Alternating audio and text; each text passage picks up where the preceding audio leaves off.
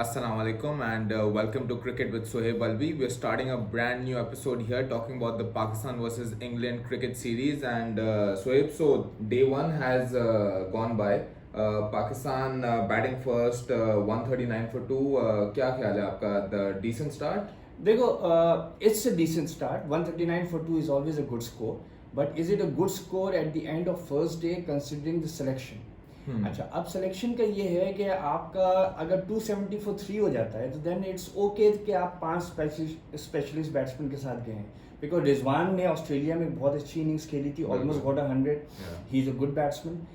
शादाब की इंग्लैंड में पिछले टूर के ऊपर उसकी 3 टेस्ट हाफ सेंचुरीज थी इन अ रो. तो वो इंग्लैंड में बहुत अच्छा खेल रहा है और अभी पीएसएल में भी हमने देखा ये केम अप दी ऑर्डर.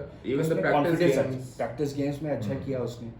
तो basically you are playing with 5 specialist batsman and 2 allrounders in Rizwan and Shadab. And even उसके बाद अगर यासिर आता है तो यासिर ने ऑस्ट्रेलिया में 100 की. बिल्कुल, क्या 100 की थी वैसे. Right. So there is always a possibility कि पाकिस्तान की टेल बैक कर जाए. अदरवाइज इतनी अच्छी एवरेज नहीं है. शाहीन आफरीदी हो गए, Naseem Shah, Abbas, they all rabbits. वो ज्यादा स्कोरिंग में आप उन पर डिपेंड नहीं कर सकते हैं और यासिर भी एक इनिंग्स कर गया.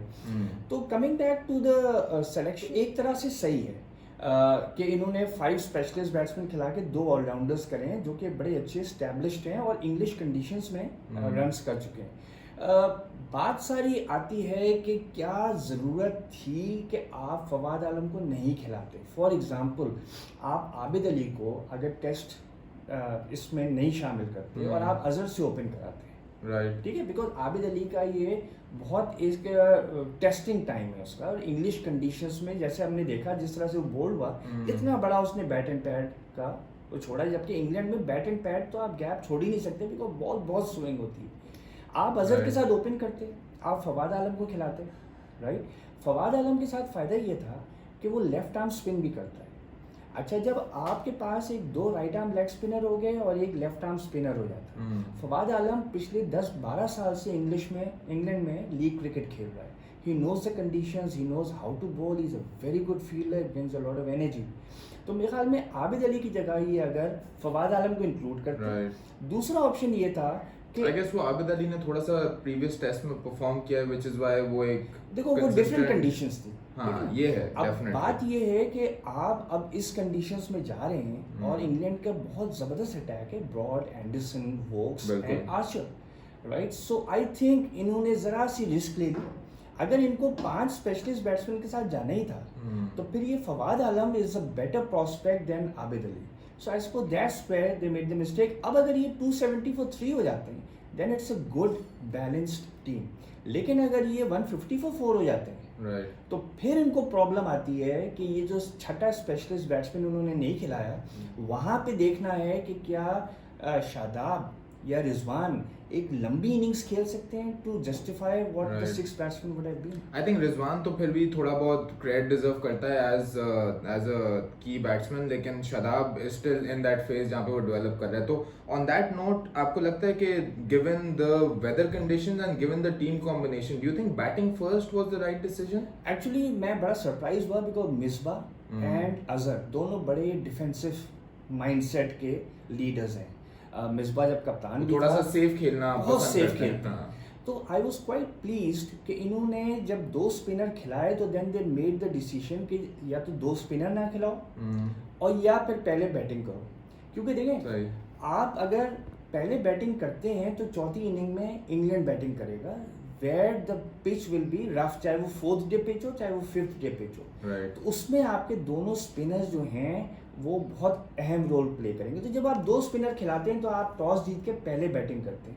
हैविंग सेड दैट, अगर इन्होंने कंडीशंस देखी थी और ओवरकास्ट कंडीशंस थी तो एक टेम्पटेशन होता है कि पहले इंग्लैंड से बॉलिंग करा दें. हम थर्ड इनिंग में भी बॉल अच्छी खासी स्पिन हो जाएगी और हम 100 का टारगेट चेस कर सकते हैं, समथिंग लाइक दैट. लेकिन अब ये देखें कि ब्रॉड, एंडरसन, ब्रॉड ने अभी 500 विकेट लिए, एंडरसन तो ऑलरेडी स्टैब्लिश्ड है, ऊपर से Jofra Archer, even then they couldn't make the ball swing to an extent कि एक इनएक्सपीरियंस बैटिंग लाइनअप 139 for 2 कर गया. सो प्रोबेबली ये बैकफायर हो जाता अगर ये बॉलिंग पहले करते.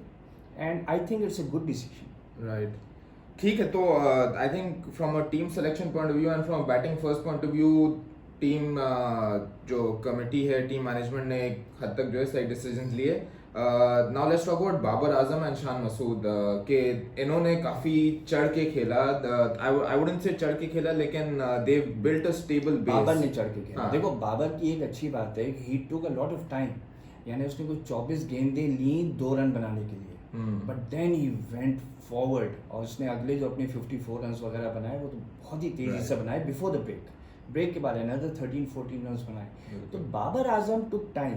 उसका batting style is very elegant and front footed player है. We saw that in a couple of drives yesterday, ना? It was not just fantastic. That, उसको याद है जब साउथ अफ्रीका के टूर में उसने स्टेन को जो 7-8 फोर्स मारे थे इन द फर्स्ट 2-3 ओवर्स. ठीक है वो लिमिटेड ओवर मैच था, लेकिन फिर भी उसका वही स्टाइल यहाँ पर आया. तो दोनों बड़े कॉन्ट्रास्टिंग स्टाइल्स की पार्टनरशिप भी. शान मसूद का जो बहुत इम्प्रूव प्लेयर है, बहुत इम्प्रूव प्लेयर है. तुम तो उसके साथ खेल चुके हो, सो यू वुड नो कि उस वक्त का कैलिबर उसका और आज का कैलिबर. उसने मेहनत की, he is not naturally talented, लेकिन he worked his way through the innings in a way. साथ में उसने ये किया है कि उसने फोकस और concentration, which balls to leave. मेरे ख्याल में इससे अच्छी इनिंग मैंने नहीं देखी एक ओपनर की, जिस तरह से उसने गेंदें छोड़ी हैं. बिकॉज एक ओपनर के लिए गेंद छोड़ना भी एक बड़ा आर्ट है.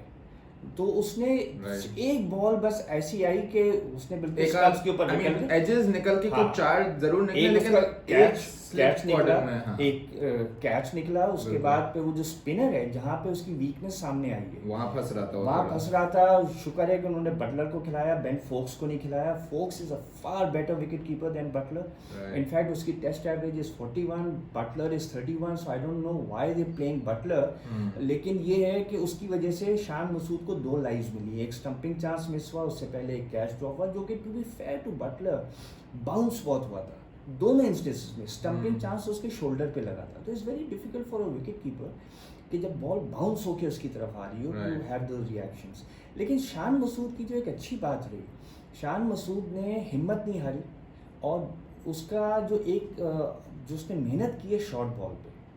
यही चीज़ अगर जब तुम बाबर आजम पे आते हो, बाबर आजम में I feel Root and the England bowlers missed a trick. उसको एक बाउंसर मारा आर्चर ने, उसने बड़ी मुश्किल से अपनी मुंह की से हटा के उसको लॉन्ग लेग पे खेला. फिर भी ये नहीं समझे बाबर आजम की वीकनेस है बाउंस. क्योंकि उसको अभी तक याद अगर है कोई वीकनेस है अगर कोई वीकनेस है कि उसको अभी तक याद है कि लॉर्ड्स में जब वो लास्ट टेस्ट टूर पे आया था तो उसका हाथ टूटा था बिकॉज बाउंस किया था उसने. तो वो अभी तक जरा सा घबराता है. इन्होंने उसको ज्यादा बाउंस नहीं करा. वो एक बड़ा साइकोलॉजिकल प्लॉय भी हो सकता है. शॉर्ट लेग रखो, एक बैकवर्ड शॉर्ट लेग रखो, फॉरवर्ड शॉर्ट लेग रखो, बाउंस करो. और मुझे लगता है आज ये सोच समझ के आएंगे. और आज देखना सेकंड डे जब शुरू होगा, आई हैव अ फीलिंग ये जेफरी जो आर्चर है, रॉन आर्चर, उससे ये बाउंस कराएंगे. और दूसरे एंड से शायद ये बेस्ट को खिलाएं, बिकॉज दोनों के against the batsman seem to be struggling. Right. ठीक है, तो टॉकिंग अबाउट डे 2, क्या लगता है, how do you see day 2 progressing? obviously hopeful कि जो है Babar and Shan build on the start and take the team forward, लेकिन it's still in the balance to some extent. very much in the balance. जैसे मैंने कहा ये 150 for 4 हो गए तो मारे गए. वैसे इंग्लैंड में ये है कि अगर आप 250 पहली इनिंग में कर गए तो इट्स एन एडवांटेज. अच्छा, ओल्ड ट्रैफर्ड ग्राउंड जो है it's a dry pitch compared to the previous test match जो यहाँ खेला गया था. इसमें ज़रा बाउंस भी है और ज़रा सा ड्राइनेस भी है. दैट मीन्स पाकिस्तानी बॉलर्स जो है, नसीम शाह को इसमें बाउंस मिलेगी, प्रोवाइडिंग वो कैरिड अवे ना हो जाए. वकार को उसको संभाल के करवाना होगा. और आपके पास 2 स्पिनर्स हैं, इट्स अ ड्राई पिच. और Old Trafford right from the last 35-40 years जो मैं यहाँ मैचेस देख रहा हूँ, it takes spin. Even though overcast conditions होती हैं, मोर सीमर फ्रेंडली होती हैं. So I think Pakistan have got the only thing that they have to do is not worry about quick run scoring. And they have to build tyre out the England bowlers, because जब broad और Anderson को wicket नहीं मिलेगी वो frustrate होंगे. बिल्कुल. और जब वो फ्रस्ट्रेट होंगे तो फिर वो इधर उधर गेंद करेंगे. लेकिन आई थिंक अगर मैं रूट की जगह होता तो मैं आर्चर, वोक्स और बेस्ट से बॉलिंग करवाता. इस वक्त मैं एंडरसन और ब्रॉड को रिस्क नहीं देता. ठीक है, fair enough.